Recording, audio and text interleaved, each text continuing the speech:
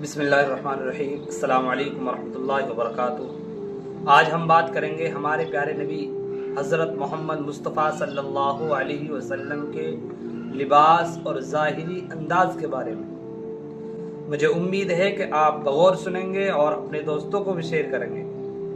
نبی کریم صلی اللہ علیہ وسلم کا لباس سادگی، پاکیزگی اور وقار کی علامت تھا۔ آپ عام طور پر سفید رنگ کا لباس پسند فرمایا کرتے تھے کیونکہ یہ رنگ پاکیزگی کی نشانی ہے۔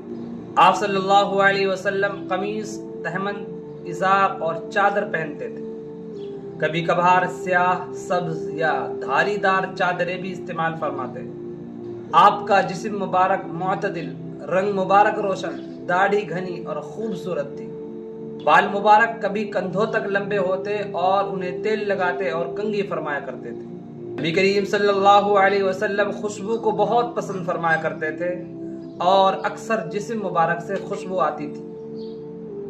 آپ صلی اللہ علیہ وسلم کے ظاہری انداز سے سادگی، پاکیزگی اور عاجزی جھلکتی تھی، اور یہی طرز حیات ہمیں اپنانا چاہیے۔ درود و سلام ہو اس عظیم ہستی پر جس کا ہر انداز ہمارے لیے مشعل راہ ہے۔ اللہ تبارک و تعالی ہم سب کو حضور پاک صلی اللہ علیہ وسلم کے طرز عمل پر زندگی گزارنے کی توفیق نصیب فرمائے۔ آپ سے گزارش ہے کہ اسے شیئر فرمائیں اور کمنٹ میں ایک دعائیہ جملہ ضرور لکھیں۔